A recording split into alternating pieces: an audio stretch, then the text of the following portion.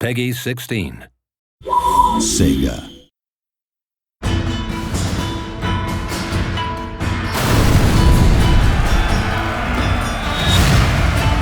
Set during the 19th century, The Fall of the Samurai offers a largely different gaming experience to the original Total War Shogun 2. It's full of explosives, pyrotechnics. It's got lots of fun new units like torpedo ships and Gatling guns. Ships explode left and right, get armor-penetrating shells. We have this huge clash between the modern and the traditional. Effectively, this is a war for the soul of Japan in the modern world. Torpedoes in the water, sir! In The Fall of the Samurai, the campaign map has been extended both further north to Hokkaido and to new island provinces in the south.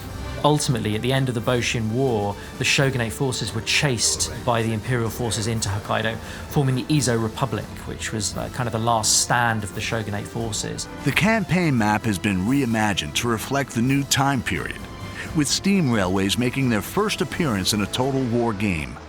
Developing a rail network allows swift movement of troops and agents. You know, if you've got a Gatling gun factory, say, in one province at the end of the railway line, you know, within a turn, you can get him right where he's needed at the front line. But be wary of enemies sabotaging or blockading your stations. My favourite agent, really, I think, is the foreign veteran agent. So that's kind of an American or British or French foreign veteran that you bring in to improve the recruitment of your troops, kind of drill your troops, train them more effectively. And they can also challenge other agents to single combat. Well, I will defend my honor.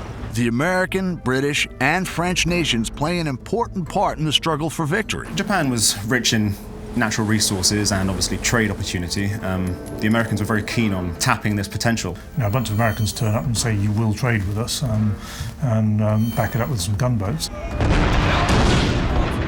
The construction of trading districts for Western powers will give you access to devastating units and advanced technology. The Industrial Revolution and the Enlightenment that took many, many decades in the West gets condensed into 2 or 3 or 4 short decades in Japan. You know, in about 30 years, it's one of the most advanced industrial nations in the world. Instead of having to rely on expert swordsmen and people who you have very few of, you can train anybody to fire a Gatling gun. But the cost of modernization is great. You know, modernization means mechanized factories. It means the breakdown of traditional social values and social connections. Industrial development can breed discontent in the people and reduces the effectiveness of traditional weapons and units, such as samurai. A lot of people became more and more angry with what they saw as increasing foreign domination. If modernization, unhappiness becomes too much of a big issue, a region can suffer a samurai rebellion, which was something that actually happened in the 1870s, where a bunch of disgruntled samurai decided that all this westernization was no good and rose up against their masters. I thought it was quite nice. The dynamic clash between the old traditions and the new industrial world is at the heart of the Fall of the Samurai. Like all Total War games, there's no wrong path to victory. Make your own choices, build your legacy, triumph, and dominate Japan.